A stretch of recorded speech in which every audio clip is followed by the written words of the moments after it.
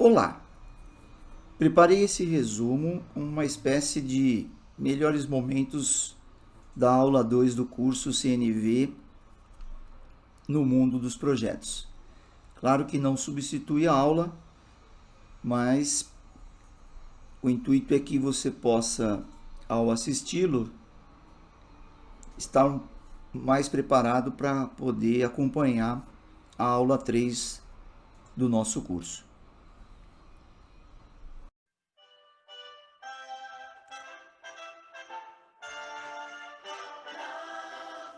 Boa noite, pessoal! Opa, sejam bem-vindos à segunda aula, nosso segundo encontro do curso CNV no mundo dos projetos. Então, vamos dar início a esse segundo encontro, que é a aula 2 do curso CNV no mundo dos projetos. Na aula de hoje, nós vamos também ter 3 tópicos. O primeiro, identificando e expressando sentimentos. O segundo, assumindo a responsabilidade por nossos sentimentos. E o terceiro, fazendo o pedido, aquilo que enriquecerá a nossa vida. Então, vamos para o primeiro tópico, identificando e expressando sentimentos. Então, já temos um problema aí entre a linguagem que nós temos disponível para representar, para comunicar o que nós temos que comunicar. Esse nosso repertório de palavras, ele facilita rotular os outros. E, ao mesmo tempo, dificulta descrever nossos estados emocionais. Nós não fomos criados, educados com esse viés. E aí a gente, quando adulto, tem essa dificuldade de descrever os nossos estados emocionais. E quando eu expresso a nossa vulnerabilidade, quando faço uma comunicação, isso pode ajudar e muito a resolver conflitos. A gente podia dar assim como contra-exemplo. Quando eu vou falar com alguém e já venho naquela posição de arrogante, de cima para baixo, eu vou ter mais dificuldade de ter a conexão. Né? Não estou dizendo que a gente tem que ser o exagero da humildade aí, né? Não é nesse sentido. Mas o que realmente, o que for real, se eu mostro essa vulnerabilidade, ao mesmo tempo que eu estou abrindo para me conectar, isso tem uma contrapartida, que é abrir também o outro a se conectar. E o que importa para nós nessa comunicação é a conexão. Não é se ele vai achar que eu estou mais fraco, ele é mais forte. Não é isso. A conexão que é o mais importante.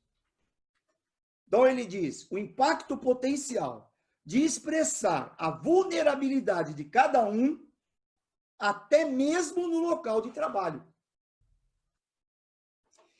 E aí, a gente chama atenção também sobre essa dificuldade de identificar sentimentos.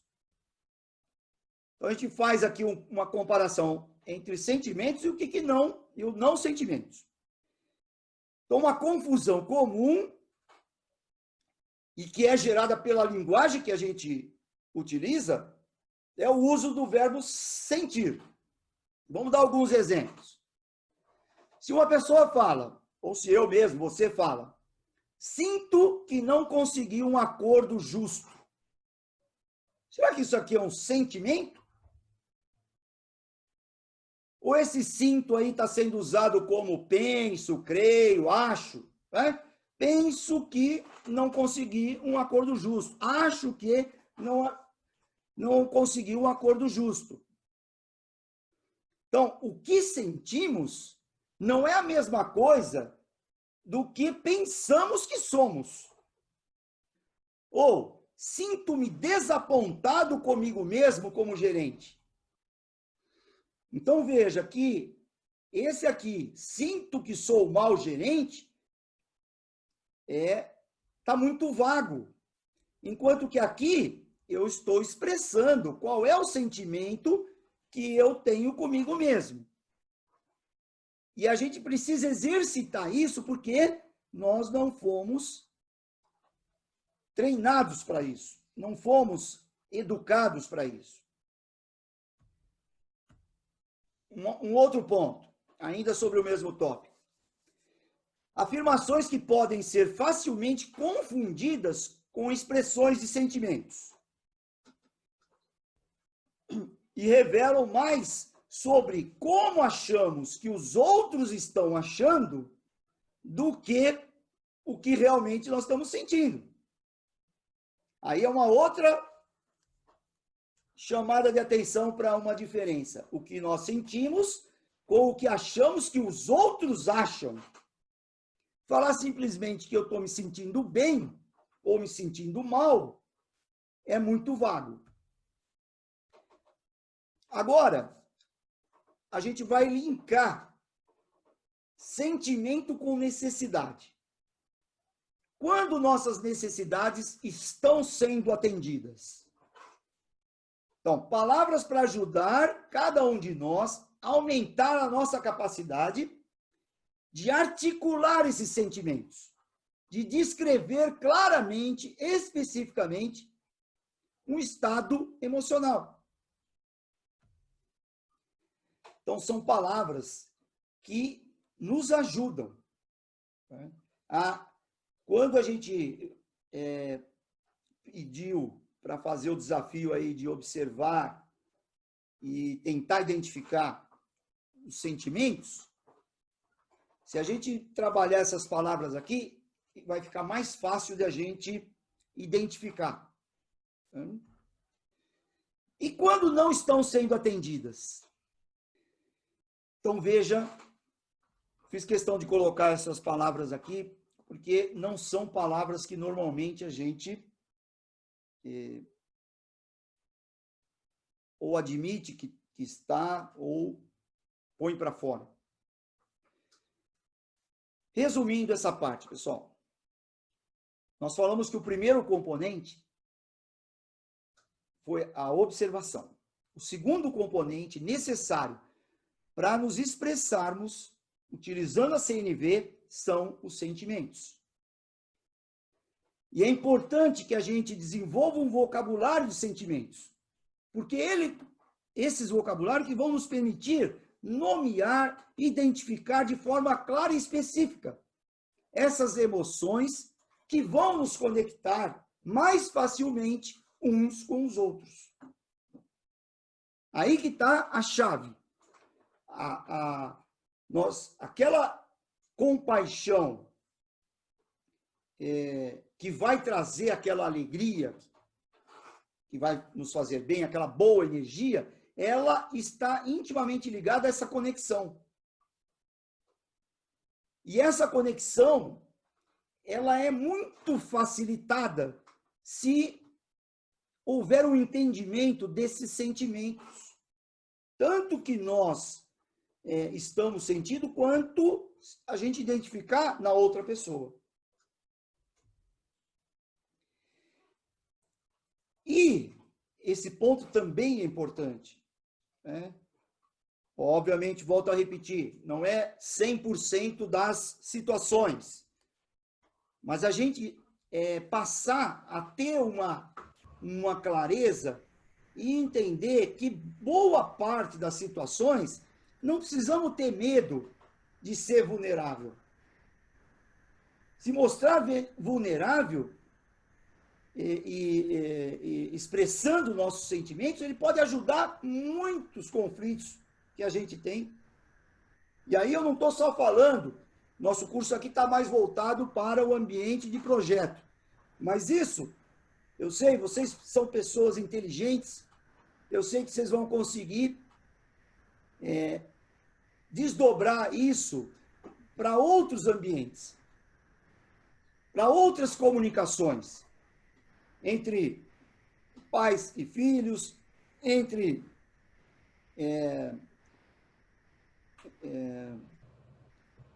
cônjuges não, queria dizer, parceiros, né? Parceiros, entre irmãos, entre amigos, enfim. Isso vai servir também, não é só para o ambiente de trabalho, né?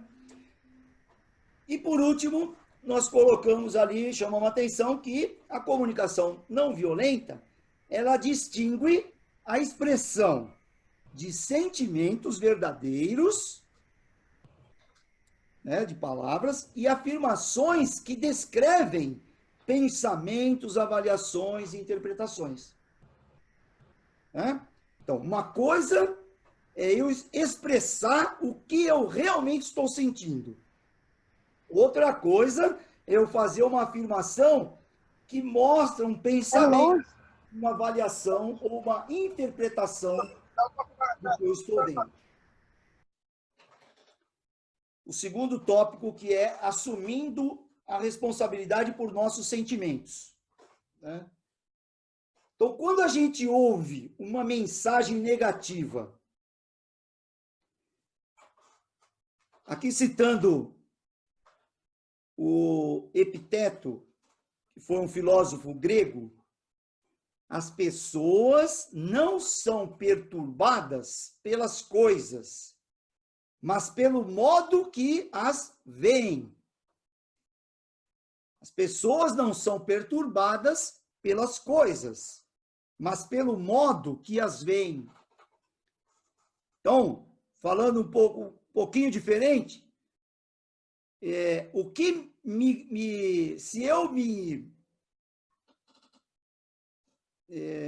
incomodo com alguma coisa que alguém fala, não é a fala daquela pessoa que me incomodou, e sim como que eu encarei, como que eu interpretei aquilo que foi falado. Né? Então, por que a gente está falando nisso? Porque a responsabilidade está em nós, não em quem falou. E aí que entra o terceiro componente da comunicação não violenta, que é reconhecer a raiz de nossos sentimentos. Por isso que é importante a gente identificar o sentimento, porque o que a gente vai buscar é o que provocou aquele sentimento. E a gente viu nos slides anteriores alguns exemplos de sentimentos quando nossas necessidades são atendidas. E quais os sentimentos comuns quando nossas necessidades não são atendidas. Então, já está a dica aí. Na raiz do sentimento, o que provoca o sentimento, bom ou ruim, é se nossas necessidades estão sendo atendidas ou não atendidas. Aí a conclusão. Somos levados a aceitar a responsabilidade pelo que fazemos para gerar os nossos próprios sentimentos. Não é o ideal, o que busca a CNV, que é compatível com aquela nossa essência que todo ser humano tem,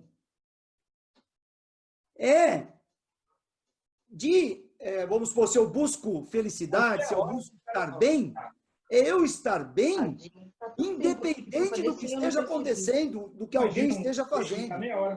Só depende de mim. Eu tenho o poder de gerar os meus próprios sentimentos.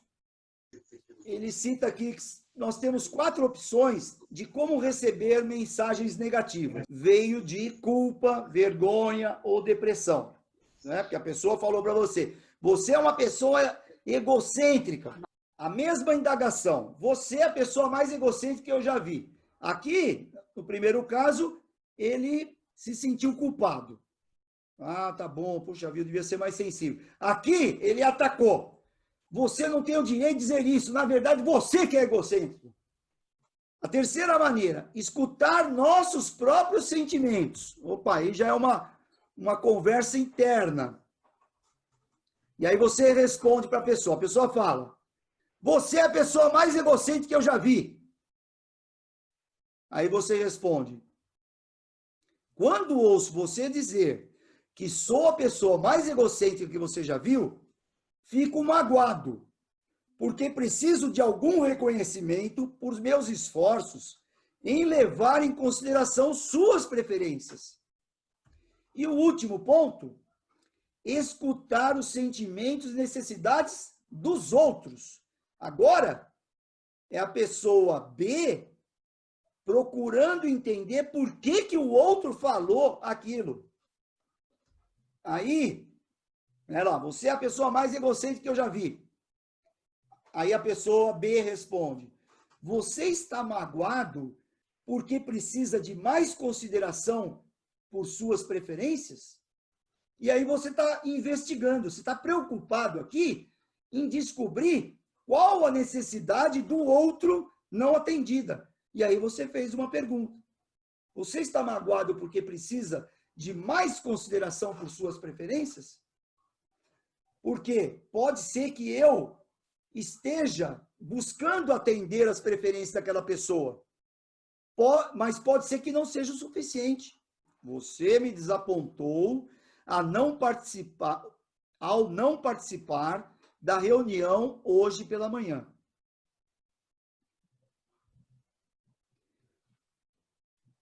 Agora, vamos dizer que você tivesse falado da seguinte maneira. Fiquei desapontado quando você não apareceu, porque eu queria tratar alguns riscos do projeto que estavam me incomodando. Então, olha a diferença entre a expressão A e a expressão B. Na primeira, você só falou que estava desapontado por uma... e pôs a responsabilidade na pessoa. Eu fiquei desapontado porque você não participou da reunião. Agora aqui eu estou falando, eu fiquei desapontado quando você não apareceu. Por quê? Porque eu queria tratar de alguns riscos que estavam me incomodando. Então, o fato de eu querer tratar de alguns riscos que estavam me incomodando, que fiquei desapontado. Então, aqui eu estou assumindo a responsabilidade pelo meu sentimento. Estou desapontado porque eu tinha uma necessidade, tratar alguns riscos que estão me incomodando. Observe mais uma. Fiquei realmente irritado por eles terem cancelado o contrato. Fiquei realmente irritado por eles terem cancelado o contrato. Então, a minha irritação, a causa da minha irritação, eles terem cancelado o contrato. Agora, se eu falasse, quando eles cancelaram o contrato, senti-me realmente irritado, porque fiquei pensando que aquilo tinha sido de uma irresponsabilidade absurda. Então, aqui, eu senti-me realmente irritado porque eu fiquei pensando que aquilo... Então, é minha responsabilidade. Na frase A, a pessoa atribui a sua irritação exclusivamente ao comportamento da outra pessoa.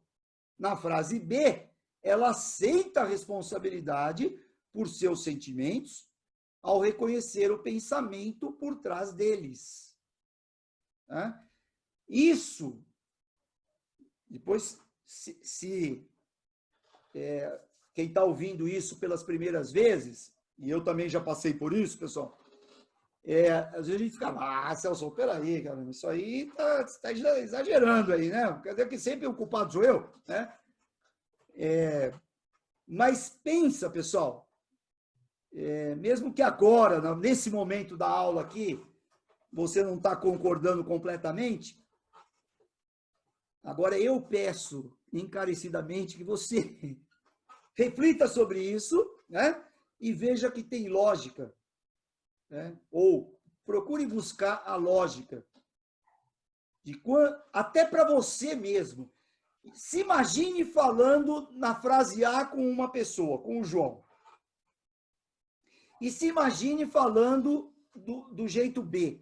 Você mesmo com a outra pessoa vai ficar mais aberto, né? Até para alguma coisa que ele falar. Né?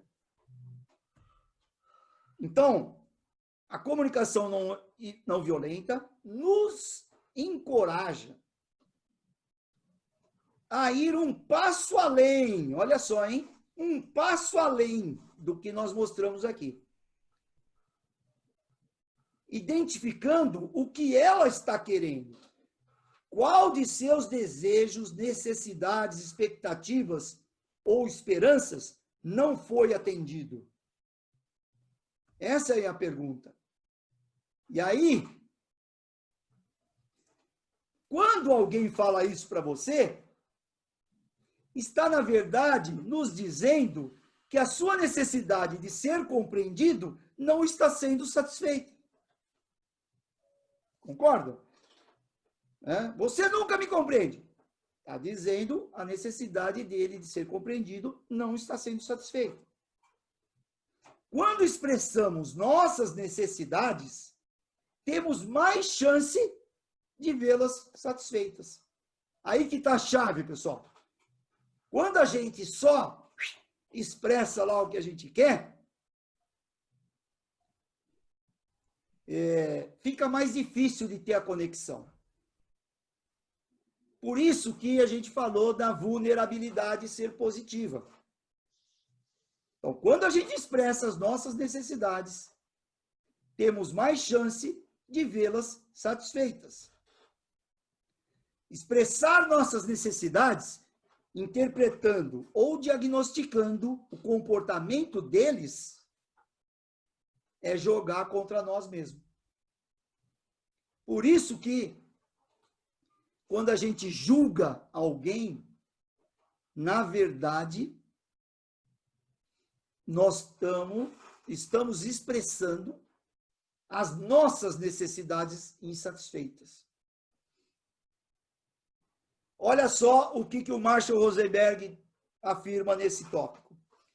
Em minha experiência, repetidas vezes, pude ver que a partir do momento em que as pessoas começam a conversar sobre o que precisam, em vez de falarem do que está errado com as outras, a possibilidade de encontrar maneiras de atender às necessidades de todos aumenta enormemente.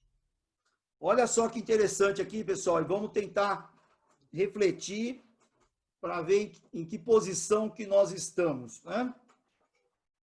Da escravidão à libertação emocional. O que seria esse primeiro estágio, vamos dizer assim? Escravidão emocional. Vemos a nós mesmos como responsáveis pelos sentimentos dos outros. Aí tem o estágio, o segundo estágio, é o estágio do ranzinza. Sentimos raiva, não queremos mais ser responsáveis pelo sentimento dos outros. Agora, o terceiro estágio que a gente quer buscar, que é a libertação emocional, é quando assumimos a responsabilidade por nossas intenções e ações. A libertação emocional envolve afirmar claramente o que necessitamos. Por isso que nós, aí, que é a necessidade, terceiro componente da CNV. Quando alguém se comunica de forma negativa, quando houve crítica, vai para a autodefesa e contra-ataque, e a responsabilidade emocional, até chegar à libertação emocional. Agora aqui, o pedindo aquilo que enriquecerá a nossa vida. Nós mostramos aqui algumas palavras, vocabulários que ajudam a reconhecer, a identificar os sentimentos. Fizemos algumas comparações aqui para identificar necessidades, né? As principais aí, sustento, proteção, grupos, né? Repouso, entendimento, autonomia, diversão, compaixão, interdependência. E o que eu quero chamar a atenção aqui é sobre os falsos sentimentos. Essas palavras aqui parecem sentimentos, mas como é relacionada a uma interpretação, ela, na verdade, não expressa sentimento. Então, quando eu falo que eu me sinto abandonado, eu estou interpretando que os outros estão me abandonando, né? O que eu quero chamar a atenção aqui é para aquele artigo que eu pedi para vocês lerem durante a semana, no fim de semana, relacionado ao que a gente ia tratar hoje, que é não sei se eu já tinha falado na aula anterior, mas o Marshall Rosenberg, muitas vezes, nas suas palestras, ele usa essas duas fantoches, que ele criou aqui uma consciência, que ele chamou consciência do chacal, e outra consciência, que é a consciência da girafa. E a gente viu o artigo aí escrito pela Lúcia Nabão, que mostra, faz um apanhado, né, uma explicação dessa abordagem do Marshall Rosenberg, né? Vamos dar uma relembrada em quem leu, e quem não leu, agora vamos tratar aqui, não tem problema, fica tranquilo. Duas diferenças adicionais aí que a gente pode colocar. Agindo como chacal, os nossos pedidos quase sempre soam como uma exigência. E agindo como uma girafa, a consciência girafa, os nossos pedidos sempre buscam acordos. Por que acordos? Porque eu vou buscar atender a minha necessidade, mas também atender a necessidade do outro. Então, por isso, acordos. Às vezes não vai ser 100% a minha necessidade, nem 100% a dele, mas vai ser um meio campo ali para a gente poder chegar num acordo. Outro ponto. Enquanto que no chacal a perspectiva é de ganha-perde, ou seja, ele vai ver o lado dele independente se a outra pessoa vai perder para ele poder ter a necessidade dele atendida. Enquanto que a consciência da girafa é o ganha-ganha. Eu quero ganhar sim, mas eu quero que o outro ganhe também. Vamos ver como que a gente pode ter o viés do ganha-ganha. E não eu simplesmente ganhar, mesmo que o outro perca. Isso é consciência do chacal. E a forma de usar o poder?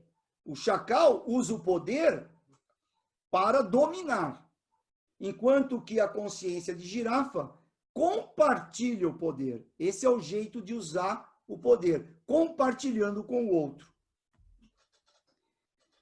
Agora, veja que a Lúcia Nabão, ela nos alerta para não cairmos na armadilha de que o chacal é o mal e a girafa é a boa. Muitas vezes, nós precisamos da consciência de chacal para poder tomar alguma decisão. Não quer dizer que seja só mal. Também o chacal, essa consciência de chacal, pode nos ajudar a identificar as nossas necessidades. E aí, sabendo a minha necessidade, eu posso passar a manifestar a minha consciência de girafa e buscar um acordo.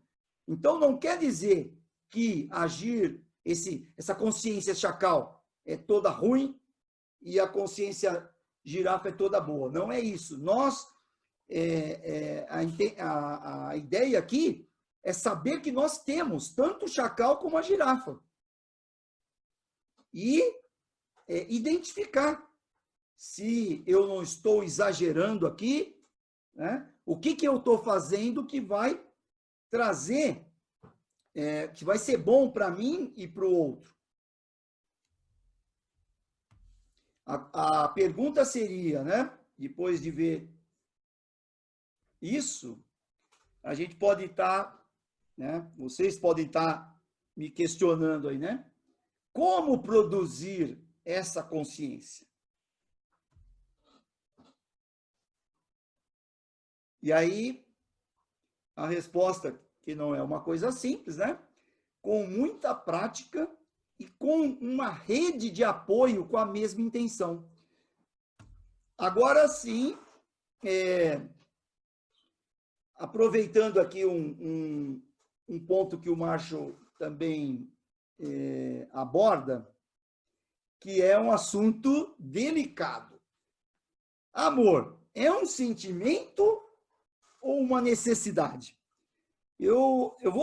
Apesar de a gente estar falando do ambiente de projeto, mas isso aqui vai ajudar bastante, principalmente nos nossos relacionamentos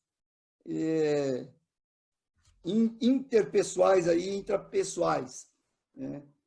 Porque a CNV sugere que a gente utilize a palavra amor como uma necessidade e não como um sentimento. Eu estou feliz. Amor é uma necessidade que pode gerar vários sentimentos aí. Né? Uma necessidade de amor não atendida pode gerar ciúme, pode gerar raiva, pode gerar uma tranquilidade, pode gerar uma felicidade. Né? Mas o amor, no conceito da CNV, sugere que a gente use a palavra amor como uma necessidade e não como um sentimento. E aí, para exemplificar isso, eu vou tentar aqui reproduzir um diálogo que o Marshall Rosenberg faz com as suas fantoches aí, o chacal e a girafa. Vamos lá então, pessoal. Me ajuda aí, hein? Então, vamos lá. Olhem, me ajuda aí. Isso aqui parece um chacal, sim, né? Então, vamos lá. Tá muito bonitinho. Olha o chacal, o que ele vai falar? Então, vamos lá. O chacal é a pessoa, está representando aqui, que não sabe e não aplica CNV. E a girafa é a pessoa que aplica CNV. Tá bom? Então, vamos lá. Vou começar o diálogo, hein? Você me ama? Você está usando a palavra amor como sentimento? Sim. Então você está perguntando se eu tenho emoções como carinho, candura, ternura, afecção em relação a você? Sim. Bem, você sabe que quem usa comunicação não violenta como eu, usa amor como necessidade. Agora que eu sei que você usa a palavra amor como sentimento, eu posso ver o quanto isso é importante para você. Por favor, pergunte-me novamente. Você me ama? Quando? Quando? Como que eu posso responder honestamente sem uma referência a um lugar, um horário específico? O que você me diz de agora mesmo? Não, mas tente daqui a alguns minutos. Quem sabe? Os 4 passos da comunicação não violenta. Primeiro é observação. O segundo, sentimentos. Identifique o que está sentindo em relação ao que observa. Nomeie frustração, alegria, tristeza, etc. E expressar-se, lembrar disso, né? Que expressar esse sentimento ajuda a resolver conflitos. Ou ajuda a pessoa que você quer que faça alguma coisa, venha fazer de boa vontade. Terceiro ponto, necessidades. Identifique suas necessidades, valores ou desejos de forma conectada aos sentimentos que observou. Exemplo, necessidade de apoio, de paz, de alimentação, etc. E o quarto componente, pedido. Informe o que observou, suas necessidades e sentimentos, então faça o pedido claro. Observo que não nos comunicamos há alguns dias. Primeira parte, é um fato. Nós não nos comunicamos há alguns dias. Fico frustrado. Sentimento. Pois sinto necessidade de apoio. Necessidade. Aí o pedido. Você aceitaria conversar comigo agora? Então, aqui ele usou os 4. Partiu de fato que eles não se comunicaram há alguns dias, mostrou o sentimento que isso gerou. Ficou frustrado, mostrou a necessidade que gera esta frustração, necessidade de apoio. E aí fez o pedido. Você aceitaria conversar comigo agora? Que é muito diferente de se ele só falasse, vamos conversar agora? Né? Com certeza, os resultados poderiam ser muito diferentes. Aqui, ele tem uma chance muito maior de conseguir o que ele queria, usando esse processo da CNV com os 4 componentes.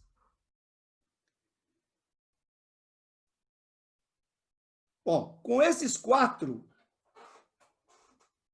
como podemos expressar nossos pedidos de modo que os outros estejam mais dispostos a responder com compaixão às nossas necessidades, a fazerem o que nós estamos pedindo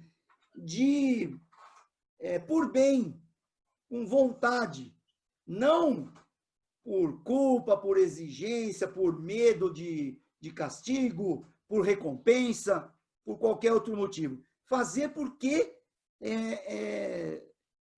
tem vontade de fazer. E isso que vai fazer aquela energia boa fluir, né? A energia vital de quem pede e de quem faz. Essa conexão entre ambas energias que é o resultado valoroso. Então, vamos dar alguns exemplos aí do nosso ambiente de projetos. Usar uma linguagem de ações positivas. O que seria o contrário disso? Eu pedi para a pessoa não fazer tal coisa. Ao invés de falar não faça, não usar negativamente, vamos fazer uma parte positiva. Tá? Porque olha o que pode acontecer. Vamos ver aqui o exemplo que não é o que a CNV propõe. Está falando para usar uma ação positiva. Nós vamos usar o inverso e ver o resultado. Por exemplo, vamos supor que um líder de projeto chegue para a sua equipe e fale: peço, por favor, que vocês não acessem as mídias sociais durante o horário de trabalho. Veja que ele foi para uma ação negativa. Não acessem as mídias sociais. E olha o que aconteceu. depois de 3 semanas, viu um consultor assistindo os vídeos do YouTube dos melhores gols do campeonato da Libertadores. Esse consultor não foi contra o que ele pediu. Ele não está no Facebook, não está no WhatsApp, não está no Instagram. Agora, se ele usasse uma linguagem positiva ao fazer os pedidos, vamos dizer que ele falasse assim: gostaria que vocês, durante o período de trabalho, atuassem somente em atividades relacionadas ao projeto. Opa, aí ele está falando o que ele quer que faça, não o que ele não quer que faça. Outro ponto para a gente chamar atenção para que os nossos pedidos tenham uma chance maior de ser atendido. Diferenciar pedido de exigência. Quando outra pessoa ouve de nós uma exigência, ela vê 2 opções: submeter-se ou rebelar-se. A pessoa que faz o pedido é percebida como coercitiva, e a capacidade do ouvinte de responder compassivamente ao pedido é diminuída. Ele pode até fazer, mas não vai ser aquele fazer com aquela boa energia que a gente gostaria. Como saber se é uma exigência ou um pedido? É só a gente observar o que quem pediu fará se a solicitação não for atendida. E aí, nós vamos para esse importante ponto, que é a comunicação do não. Porque aí você pode falar, quer dizer que, tudo bem, Celso, eu vou aplicar comunicação não violenta, mas e quando alguém aplica isso para mim e eu não posso fazer, caramba? O que eu faço? Então, a comunicação do não, porque o não é importante também, eu não tenho que falar sim para tudo, né? Mas quando alguém me pede alguma coisa, aí é o outro lado. Eu, na posição de atender um pedido ou não. Então, eu tenho 3 pontos. Primeiro, encarar o pedido como um presente. Como assim? Aquilo que a gente falou no início, pessoal, que até eu me coloquei agradecendo vocês. Então, quando alguém me pede alguma coisa e eu vou ter a oportunidade de fazer, isso é um presente. Porque quando eu faço de bom grado alguma coisa para alguém, eu vou sentir aquela alegria natural de ter feito. Então, encarar o pedido como um presente é o primeiro passo. Segundo, dizer a necessidade que nos impede de dizer sim. Eu vou falar não, mas eu vou explicar qual necessidade que está me impedindo de dizer sim. E o terceiro é procurar uma proposta que busque ter as necessidades de todos atendidas. Vamos para